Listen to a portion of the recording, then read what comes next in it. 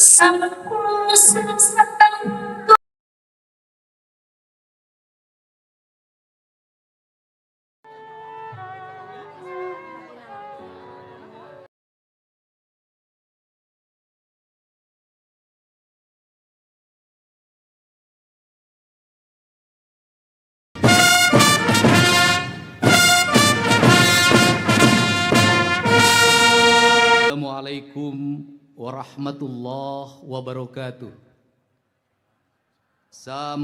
Oke teman-teman, kembali lagi di channel Hanif Haranawasi. Dalam rangkaian peringatan hari ulang tahun ke-81 kemerdekaan Republik Indonesia, pidato yang disampaikan oleh Gubernur Jawa Barat, Deddy Mulyadi, menjadi salah satu bagian yang menarik perhatian masyarakat. Pidato tersebut tidak hanya menyampaikan pesan dalam konteks peringatan kemerdekaan, tetapi juga memuat berbagai gagasan mengenai kehidupan bermasyarakat, kebangsaan, serta nilai-nilai budaya yang relevan untuk direnungkan. Bagi sebagian masyarakat, kekuatan pidato tersebut terletak pada cara penyampaiannya yang terasa personal dan komunikatif. Kang Deddy tidak hanya menyampaikan rangkaian kalimat secara formal, tapi juga berusaha menghubungkan pesan yang disampaikan dengan kehidupan masyarakat sehari-hari. Hal lain yang menjadi perhatian adalah gaya penyampaian Deddy Mulyadi yang cenderung spontan. Dalam sejumlah kesempatan, ia terlihat tidak sepenuhnya bergantung pada naskah tertulis, melainkan menyampaikan gagasan dengan bahasa yang lebih natural sesuai dengan konteks acara. Gaya seperti ini tentu berbeda dengan pola pidato pada pejabat yang lain. Biasanya menggunakan naskah resmi sebagai panduan utama dalam menyampaikan sambutan. Namun, penggunaan naskah sebenarnya bukan sesuatu yang keliru. Naskah diperlukan untuk memastikan pesan yang disampaikan tetap terstruktur, akurat, dan sesuai dengan konteks acara. Yang menjadi menarik adalah ketika seorang pemimpin mampu mengombinasikan persiapan dengan kemampuan penyampaian gagasannya secara alami. Di sini saya akan menampilkan pidato kemerdekaan dari Kang Deddy Mulyadi. Silahkan disimak teman-teman. Rahmatullah wabarakatuh. Sampurasun. Yang kami hormati, kami muliakan, dan kami banggakan segenap warga masyarakat Provinsi Jawa Barat dimanapun berada, yang hari ini bersama-sama untuk menundukkan kepala, menyatukan jiwa, mengepalkan tangan, meneriakan pekik merdeka sebagai nilai-nilai nasionalisme yang harus diwujudkan kemerdekaan itu oleh kami, para penyelenggara dan pemangku kepentingan dari prinsip-prinsip dasar demokrasi dan ketatanegaraan. Yang saya hormati Wakil Gubernur Provinsi Jawa Barat, saya ucapkan terima kasih beserta istri. Ketua DPRD Provinsi Jawa Barat beserta istri, Pangdam 3 Siliwangi, Kapolda Jawa Barat, Kepala Kejaksaan Tinggi Jawa Barat, Sekretaris Daerah Provinsi Jawa Barat beserta istri. Kita panjatkan doa kepada almarhum sesepuh masyarakat Jawa Barat, Letnan Jenderal TNI Purnawirawan Solihin GP, yang hari ini keluarganya turut hadir. Yang saya hormati Gubernur Senior Provinsi Jawa Barat Bapak Ahmad Heriawan beserta istri, Bapak Wakil Gubernur Provinsi Jawa Barat Senior Pak Numan Abdul Hakim, Bapak Iwa Kartiwa beserta istri, Bapak Wawan Ridwan, Ibu Tuti Setia Hidayat, saya ucapkan terima kasih. Cepopong, saya ucapkan terima kasih. Para anggota DPRD Provinsi Jawa Barat, saya ucapkan terima kasih atas kehadirannya. Para perwira tinggi TNI Polri yang berada di wilayah Provinsi Jawa Barat, saya ucapkan terima kasih atas kehadirannya. Dan kami juga menyampaikan permohonan maaf pada saat ini kita berada di luar arena tenda VIP, karena tenda VIP hari ini diisi oleh para petani, nelayan, ojol, Grab, termasuk kuli bangunan yang bekerja bersusah payah ingin menyelesaikan target pembangunan di seluruh provinsi Jawa Barat dan pembangunan halaman gedung sate yang saya beri nama Panca Rasa, Pasanggrahan Panca Rasa. Saya ucapkan terima kasih pada seluruh para pejabat instansi vertikal Provinsi Jawa Barat, para kepala BUMD, BUMN yang berada di wilayah Provinsi Jawa Barat, unsur organisasi kepemudaan, kemasyarakatan, para alim ulama, guru, para pelajar, dan semua yang hadir, masyarakat Jawa Barat yang berprestasi. Hadir juga di sini Atta Fatur Rahman, peraih medali emas internasional matematika. Saya ucapkan terima kasih atas kehadirannya dan kita sampaikan tepuk tangan. Nathanael Wilat Atmaja, juara dunia tingkat 2 Neo Science Olympics. Lufida Pranama, juara medali emas internasional Olimpiade EI. Alana Ratna, silver internasional Olimpiade Science. Ai Asha Citra, juara bronze internasional Olimpiade Science. Faiha Hania, silver internasional Olimpiade Science. Kalista Natalia, bronze internasional Olimpiade Science. Khairina, Olimpiade Entrepreneurship silver. Dan Gaisa, Putri Remaja Jawa Barat 2026. Di pagi yang berbahagia ini, pertama saya mengucapkan ucapan terima kasih pada para pengibar bendera pusaka Sangsaka Merah Putih sebagai simbol dari kedaulatan negara kesatuan Republik Indonesia yang telah mengibarkan sangsaka dengan sempurna. Apa yang Anda lakukan, pelatihan yang Anda buat, sikap mental yang ditempuh selama ini cermin bahwa negeri ini tidak kekurangan anak-anak muda yang memiliki spirit patriotik yang mau mengorbankan masa remajanya demi kepentingan kehormatan Sangsaka Merah Putih.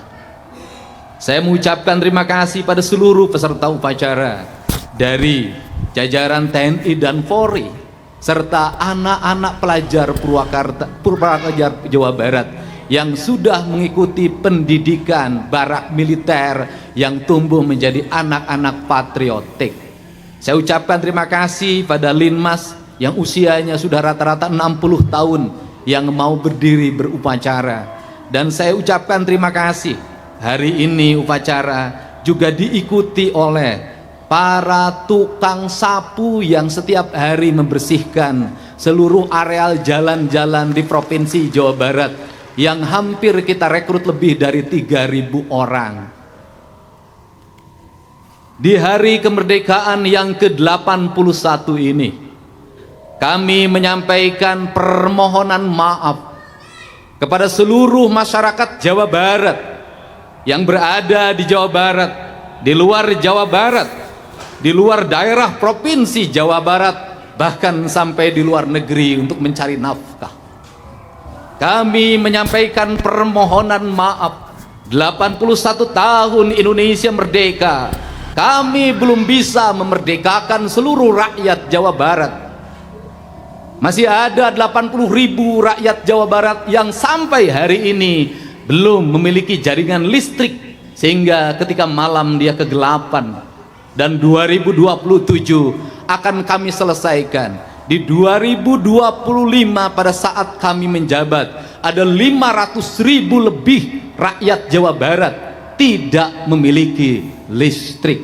Padahal Jawa Barat adalah pusat energi, baik geotermal, pembangkit listrik tenaga air yang terhampar luas dari mulai Jatiluhur, Jati Gede, Cirata, Saguling, dan seluruhnya terhampar menyalakan listrik yang menerangi Jawa Barat dan berbagai daerah di seluruh Indonesia, termasuk geotermal di berbagai pegunungan di Jawa Barat. Tetapi ada sebuah ironi ketika kita memiliki energi yang besar, tapi rakyat kita bahkan yang dekat di pembangkit itu tidak memiliki listrik. Seluruh ironi itu harus kita selesaikan secara bersama dengan upaya melakukan penataan dalam sistem keuangan pemerintah Provinsi Jawa Barat untuk terarah pada aspek yang menjadi kebutuhan dasar warga. Bagaimana Jawa Barat harus dilindungi rakyatnya dari gangguan kesehatan. Tidak boleh lagi ada rakyat Jawa Barat yang masuk ke rumah sakit pulangnya berhutang karena ketidakmampuan keuangan. Tidak boleh lagi ada rakyat Jawa Barat yang terhimpit karena kemiskinannya meninggal tanpa perawatan dari dokter dan para medis.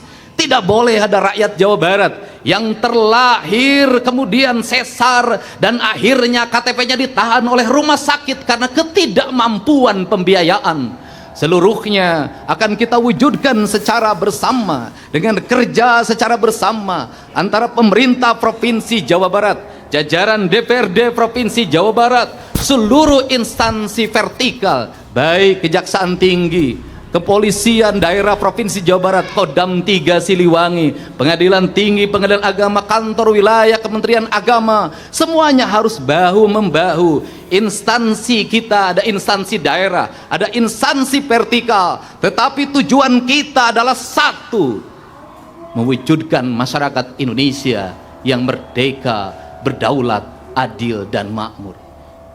Rasa adil memiliki dua kualifikasi. Yang pertama adalah keadilan komutatif, di mana kita memiliki hak yang sama. Kita berhak menghirup udara bersih dalam setiap hari, walaupun udaranya tidak semua bersih sampai hari ini.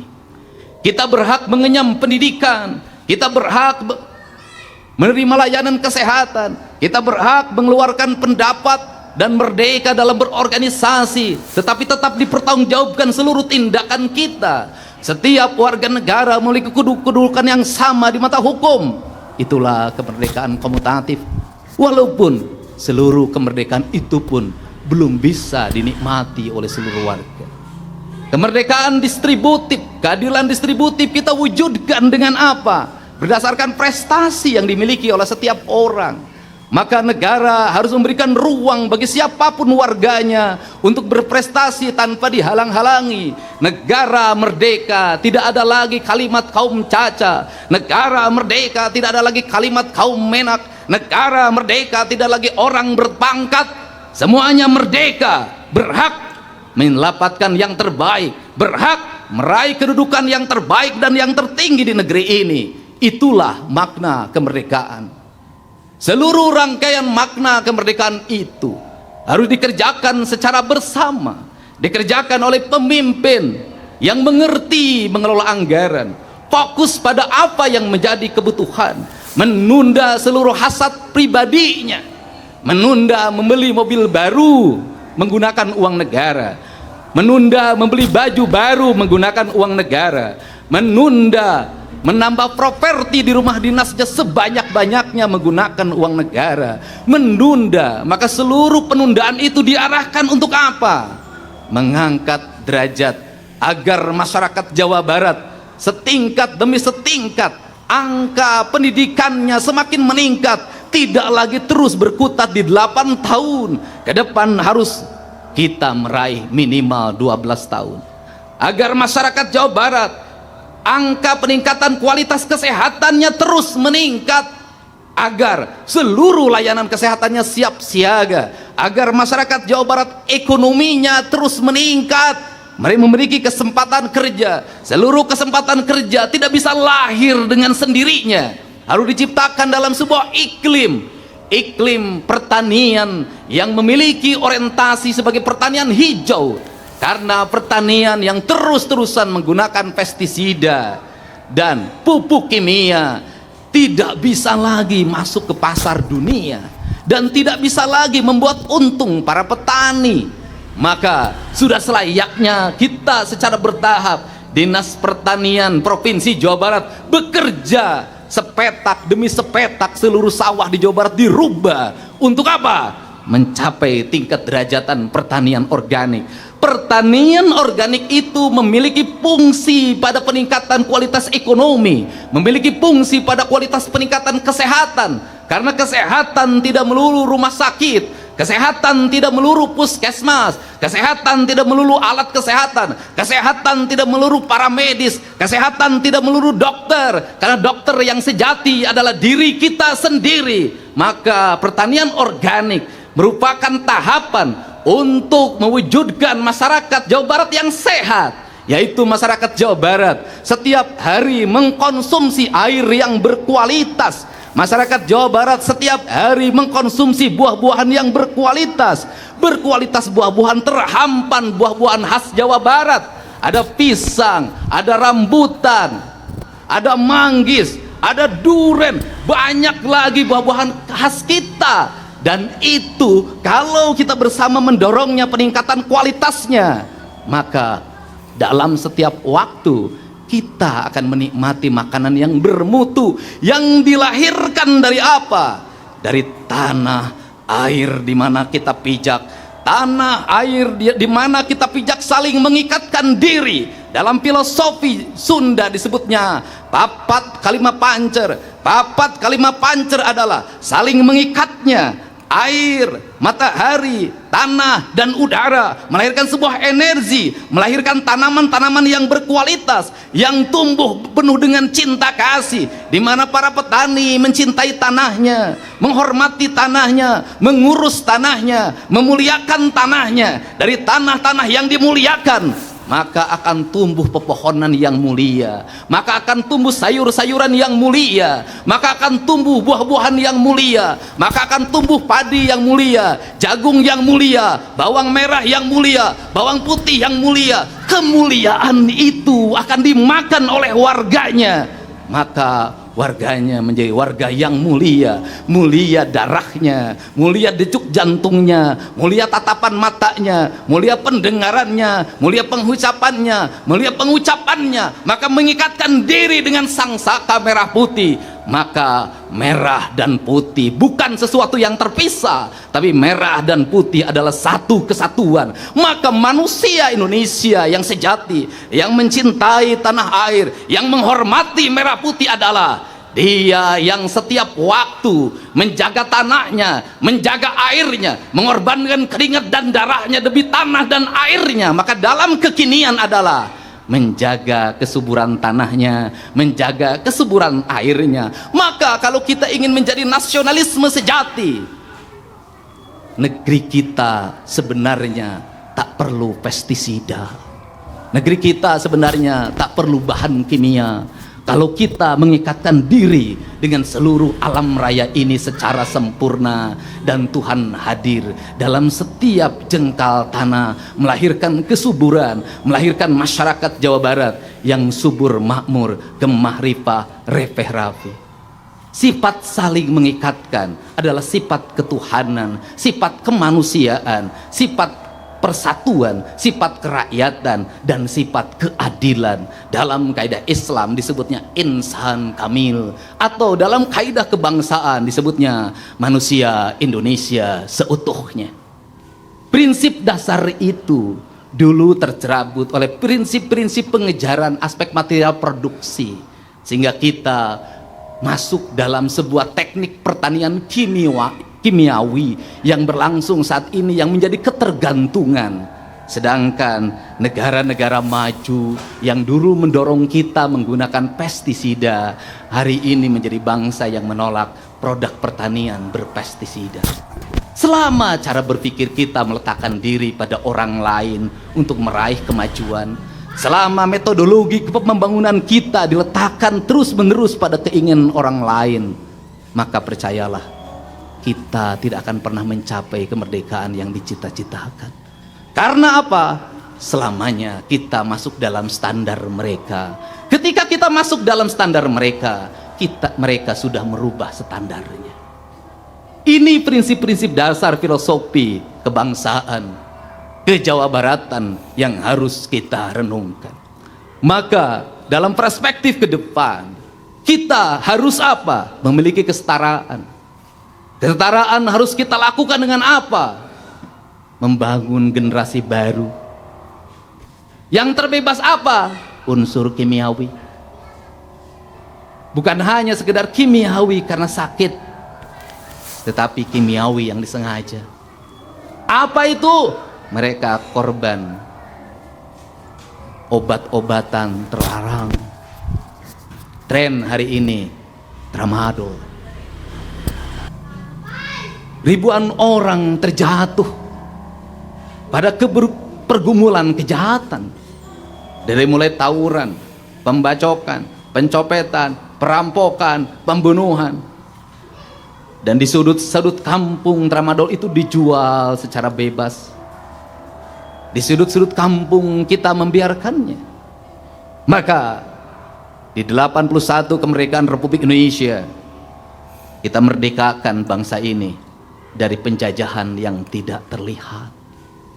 Penjajahan yang tidak terlihat adalah sistematika kolonial, gaya baru. Dengan cara apa? Merusak pikiran kita, merusak pendengaran kita, merusak khayalan kita dalam sistem yang tidak terlihat. Orang seperti disenangkan, tetapi dia dihancurkan. Perspektif itulah yang harus dibangun. Kenapa? Hamparan tanah kita adalah tanah khatulistiwa yang sangat subur, kekayaan alam yang berlimpah yang tidak berhenti. Diambil oleh kolonial, kita tidak miskin. Diambil berpuluh-puluh tahun, 81 tahun kita merdeka. Sampai hari ini pun kita tidak miskin, walaupun rakyatnya masih banyak yang miskin. Perspektif itu mengakibatkan ketertarikan orang. Untuk apa? Melumpuhkan generasi muda, hilang nasionalismenya, hilang spirit hidupnya, hancur masa depannya, rusak kehidupannya. Maka ini adalah kewaspadaan nasional yang tentu memilih spirit kita bersama untuk bersama-sama dibersihkan. Dan pada tahun ini, pemerintah Provinsi Jawa Barat yang pertama kali menggelar upacara kemerdekaan Republik Indonesia di halaman Gedung Sate. Biasanya kita menggunakan gazebo. Kita berdiri di sini bukan karya saya, tapi ini adalah karya-karya kuli bangunan yang sekolah SD pun tidak tahu. Karya-karya tukang ngecat yang dipicu dalam setiap waktu harus bekerja. Dan hari ini yang memperingati kemerdekaan bukan hanya kita, tapi burung-burung ini pun ikut memeriahkan kemerdekaan. Dia menikmati hamparan jalan yang mungkin selama puluhan tahun dia tidak pernah bermain di sini. Di balik gedung sate yang sangat indah, terhampar derita yang panjang. Mari kita berpikir, di balik gedung yang dititipkan pada kita untuk dirawat, yang hampir puluhan tahun tidak pernah dicat dengan standarisasi, ada berapa ribu nyawa merenggang untuk membangunnya. Ada berapa ribu orang-orang yang ditinggalkan rumahnya untuk membangunnya. Ada berapa orang yang tertimpa meninggal di dalamnya. Kita tidak pernah mengetahuinya. Dan kita tidak pernah berterima kasih. Yang berjasa bukan hanya yang memiliki gagasan membangun gedung sate, tetapi para kuli itu jauh lebih berjasa. Dan kita juga memahami bahwa prinsip-prinsip dasar karakter penjajahan bukan hanya dimiliki oleh kolonialisme. Kita boleh dalam setiap tahun terus-terusan menggelorakan anti kolonialisme. Kita dalam setiap tahun memberikan kutukan terhadap imperialisme.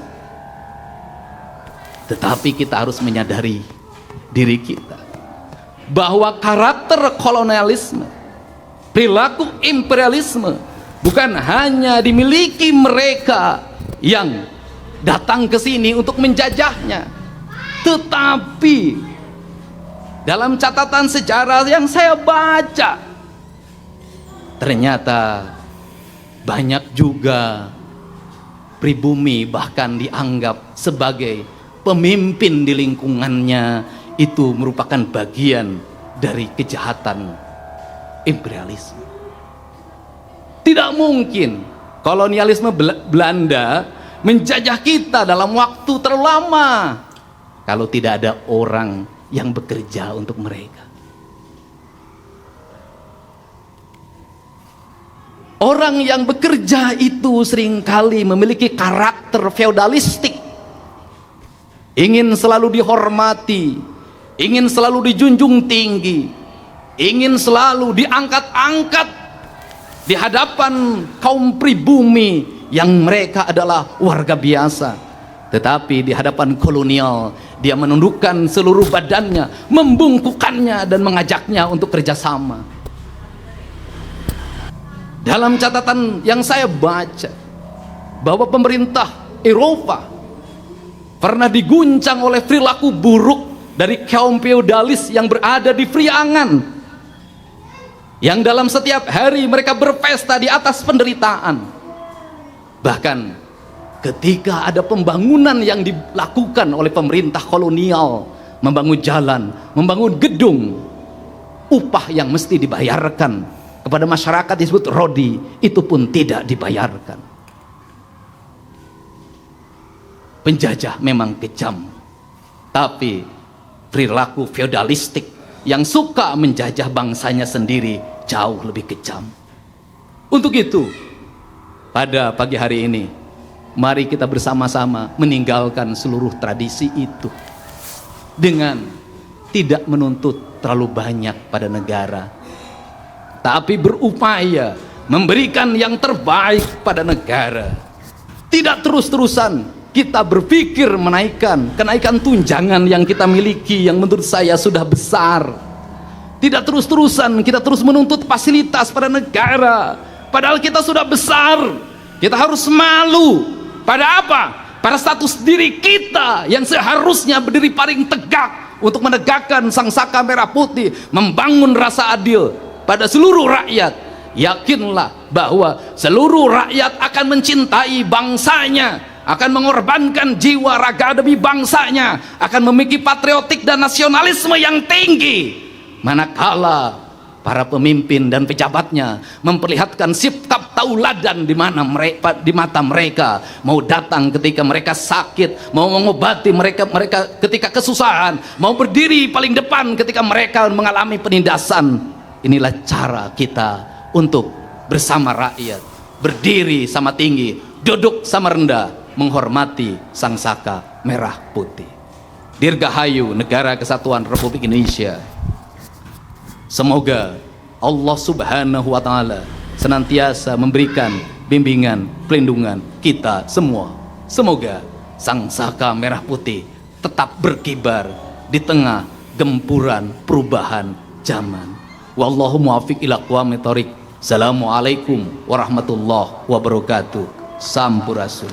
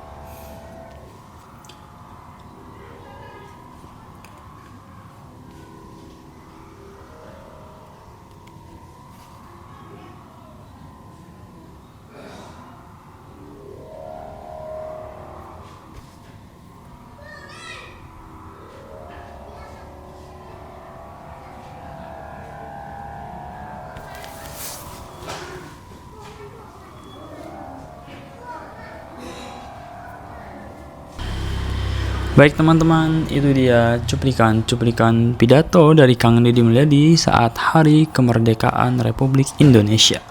Di sini saya akan membacakan rangkuman yang sudah saya buat. Dokumentasi tersebut juga dapat menjadi catatan mengenai bagaimana seorang pemimpin menyampaikan pandangan dan gagasannya kepada masyarakat pada suatu periode tertentu. Pada akhirnya, kualitas sebuah pidato tidak semata-mata ditentukan oleh apakah seorang pejabat menggunakan teks atau tidak. Yang jauh lebih penting adalah substansi yang disampaikan, ketepatan informasi, kemampuan menjelaskan gagasan, serta relevansinya dengan kondisi masyarakat. Seorang pemimpin tentu memiliki gaya komunikasi yang berbeda-beda. Ada yang lebih formal, ada yang lebih spontan, dan ada pula yang sangat bergantung pada naskah. Perbedaan tersebut merupakan bagian dari karakter masing-masing pemimpin. Namun, dari pidato Kang Deddy dalam peringatan HUT RI yang ke-81 Republik Indonesia ini, kita dapat melihat bahwa komunikasi publik memiliki peran penting dalam membangun hubungan antar pemimpin dan masyarakat. Pidato bukan sekedar rangkaian kata dalam sebuah acara seremonial. Jika disampaikan dengan gagasan yang kuat dan pesan yang relevan, pidato dapat menjadi sarana untuk mengajak masyarakat berpikir, memahami nilai-nilai kebangsaan, serta merenungkan kembali makna kemerdekaan. Itulah yang membuat pidato Kang Deddy dalam momentum peringatan kemerdekaan kali ini menarik untuk didokumentasikan dan diperhatikan bersama. Mungkin itu saja yang dapat saya sampaikan teman-teman. Mohon maaf jika ada salah kata. Wassalamualaikum warahmatullahi wabarakatuh.